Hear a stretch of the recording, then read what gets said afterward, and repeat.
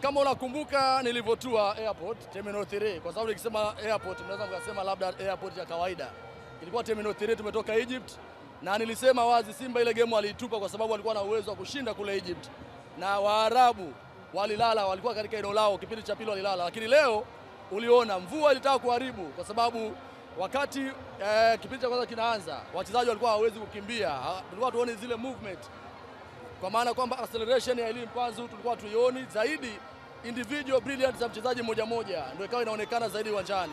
Lakini leo tumeona ukubwa wa Simba, kwa sababu walikuwa wakijaribu kuvuka kwa miaka yote ikawa inashindikana. Leo wachezaji waliosajiliwa na Simba msimu huu wamekuwa na faida na mtaji mkubwa sana, kwa sababu misimu iliyopita walikuwepo kina Chama, walikuwepo kina Saido, walikuwepo kina Luis Jose Mixon, lakini uliona namna ambavyo Simba ilikuwa ina struggle, wakipoteza mpira wanapokuwa wanachelewa kuutafuta.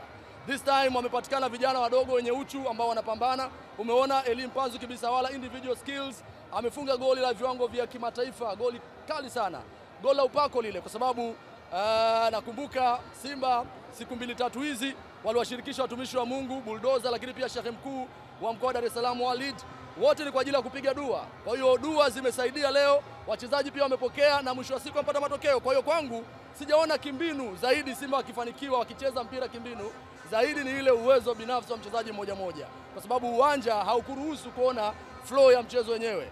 Nasema tena mara nyingine, Waarabu wanapaswa kupigwa rungu kubwa sana na FIFA, na nategemea kuona sheria kali sana ikaundwa kuhusu kupoteza muda, kwa sababu haiwezekani mchezaji anapoteza muda dakika 5, dakika 10 anapewa kadi ya njano. Inasaidia nini? Unaona goalkeeper analala, anapewa kadi ya njano, then analala tena, inasaidia nini? Waamuzi pia wanaonekana wanaogopa sana Waarabu, hawafanyi maamuzi ambayo ni sahihi. Nimesikia kuna sheria inakuja mwezi wa 7, endapo mtu atakuwa anapoteza muda atakuwa analimwa kadi ya njano, lakini akilimwa kadi ya njano akizingua na pigwa kadi nyekundu itaondoa kabisa utata, kwa sababu leo mpira hujachezwa. Kipindi cha pili ilikuwa ni vurugu tu, wamepozesha mchezo, hatujaona mchezo ulio bora. Lakini lazima tupongeze Simba, wamefanya usajili mkubwa sana. Elie Mpanzu daraja lake ni la maana sana. Nilikuwa nawaambia mtu juzi kwamba huyu Elie Mpanzu huyu, watu wakaona nitukana kwenye mitandao, na mimi sisomi comment, sio shida zangu. Kutukana kwenye mitandao ya Instagram sio shida zangu. Elie Mpanzu daraja lake kibongobongo haupati Elie Mpanzu. Nani anamfananisha Elie Mpanzu na mchezaji mwingine? Sasa hapa siongee kishabiki, mashabiki ndio wanaweza kaongea hapa. Lakini Elie Mpanzu ubora alionao, kwanza akiweka mpira akiuficha, hauwezi kwenda kuchukua mpira kwenye mguu wake. Anaingia kwenye 18 anafanya majaribio ya kutisha, ni kama mabomu ya Hiroshima na Nagasaki. Sio mchezaji wa kawaida ule. Nimeambiwa anafananishwa sijui na Pacome Zouzoua. Okay, niambie Pacome Zouzoua kwenye michuano ya kimataifa amefanya nini? Misimu miwili, msimu huu amefanya nini? Sio? Unaangalia mchango wa Elie Mpanzu kibisawala. Kwanza hadizevu kucheza Simba yule. Yaani yule nawaambia muda wake ni mchache sana kuwepo hapa Bongo kwa ubora aliokuwa nao. Lakini tazama ubora wa Kibu Dennis, alikuwa anajaribu kupambana, leo anaonyesha uwezo wake nje ya 18. Ndio hivyo tu, uwanja ukumruhusu kucheza. Utapongeza uwezo wa Yusuf Kagoma. Kagoma ni Putin. Yule Putin alioondoka amepata mrithi wake. Yaani Kagoma ni Putin mkatili wa kichini chini. Anakupiga kiatu mwamuzi haoni. Kapiga pasi ambazo zilikuwa zinavunja madaraja, Kalvati, umbali wa mita 30 pasi zinafika. Alikuwa anafanya ugaidi, miongoni mwa mastrika wa refu alikuwa anamvuruga, lakini ulikuwa unaona namna ambavyo anamzima na minya, sio? Kwa hiyo haiwezekani mchezaji kama Yusuf Kagoma asajiliwe kwa milioni 30 alafu kwa mafungu. Watu wanahujumu mpira wa nchi hii.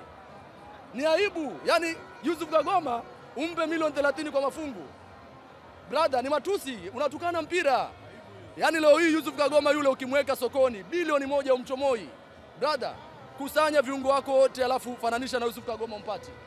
Unanisikia vizuri? Unanisikia vizuri? Yusuf Kagoma ni mchezaji ambaye daraja lake kwa sasa haumpati, na ninasema tena, Simba wana kazi ya kuzuia wachezaji wao. Simba wana kazi ya kuzuia wachezaji wao msimu ujao, wengi wataondoka. Jean Charles Ahoua ataondoka, Mpanzu ataondoka, huyo mwenyewe Kibu ataondoka, wengi wataondoka. Kwa hiyo naamini Simba wanaenda hatua kubwa zaidi. Nusu finali kwao ni mwanga sasa kwenda katika hatua inayofuata. Bado sijatukana.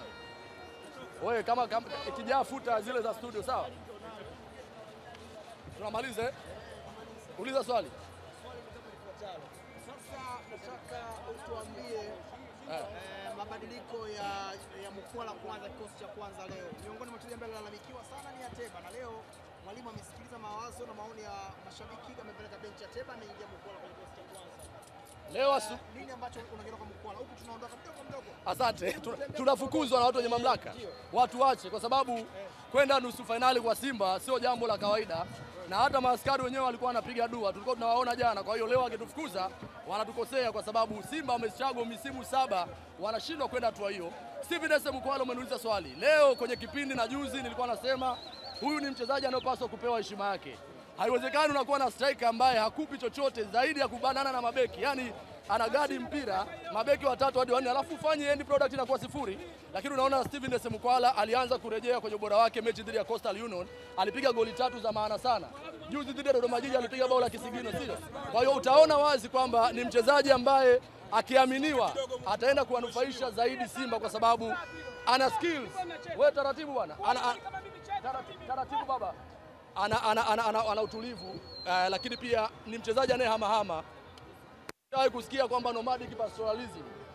Unanisikia vizuri? Anahamahama. Anaenda kushoto, anaenda kulia, lakini hapotezi ramani yake. Kwa maana ramani yake ni pale kwenye mstatili nje ya 18. Ataenda huko ikipigwa pasi amefika ndani. Uliona balaa lake leo, sio? Amefunga goli la kigaidi, bao zuri sana, akaruka Serikasi kwenye matope. Nani anaweza kuruka Serikasi namna ile? Kwangu Simba wakimwamini Steven Dese Mukwala, wakampa nafasi ya kwanza kama first choice, atawanufaisha zaidi, kwa sababu ni mshambuliaji ambaye ana skills, ana uwezo, anajua kutunza pia nishati uwanjani. Kwa hiyo ni mchezaji mkubwa sana. Tunazungumzia performance ya Vimpin Musa kama leo. Nataka unganisha kitu hapa. Wao kuna mchambuzi alisema kwamba nilindeni. Kuna mchambuzi anakulinda baba, anakulinda. Kama Yanga. Ndio upo. Na mimi nakuwekea swali alafu tukua choka position. Unasemaje? Kuna mchambuzi alisikika akisema kwamba Simba ndio acheze kama Yanga ndio ende nusu finali. Mchambuzi gani huyo? Pia umsikia hapa swali lingine kwamba kama kiwango chake. Hilo la kwanza lifute. Hilo lifute. Nani anasema maneno? Nimesikika kwamba nani? Yanga, Simba cheza kama Yanga wanakwenda nusu finali. Ansi huyo. Hivi sasa hivi watu wakikosa kazi mjini wanajificha kwenye uchambuzi, sio? Yanga sana. Yaani watu wakikosa kazi za kufanya wanajifanya nao sasa hivi wanaitwa wachambuzi. Wakajifunze, ngojeni. Hivi Simba akajifunze kwa Yanga kitu gani kwa mfano? Unajua kuna wakati ukiwa unaongea mpira, hebu uwe na DNA ya mpira. Sio kwamba unaleta ushabiki wa upuuzi. Kwa sababu Simba ameenda robo finali 6, CAF Champions League 4, 2 wameenda Confederation, leo wametinga nusu finali. Yanga ameenda finali, baada ya kwenda finali ameenda wapi? Yanga ameishia hatua makundi, si ndio? Timu bora ni ile ambayo inajenga kwenye misingi, kwa maana inatengeneza consistency yake. Robo finali. Kwa maana daraja la kwenda nusu ilikuwa bado kutokana na usajili mbovu walikuwa wanafanya. Sio uongo, Simba alikuwa anafanya usajili mbovu, usajili wa commission, kwamba mtu anasajili ili apate chochote kitu, sio? Mohamed Dewji amerudi kwenye timu, anafanya usajili sasa hivi, ametafuta chief of scout. Unaona pesa inatoka inatumika.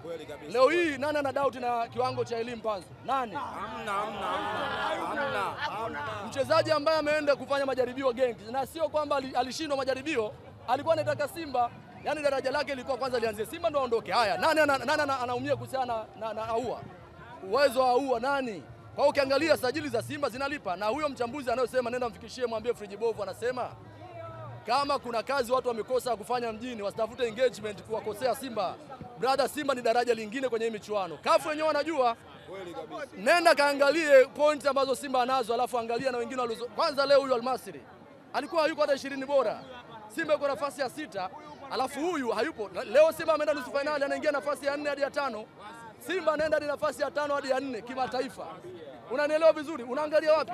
Namaanisha kwamba Simba wanachokifanya leo hii wanawafundisha namna ambavyo mechi za kimataifa zinapaswa kuchezwa. Kwa hiyo Yanga wao wakae kwenye jamvi, wakiwa na kula ubwabwa, waangalie mechi za Simba namna ambavyo wanafuzu kimataifa. Na hii nusu finali inaashiria kwamba wanaenda finali, kwa sababu wamehusisha pia watumishi wa Mungu.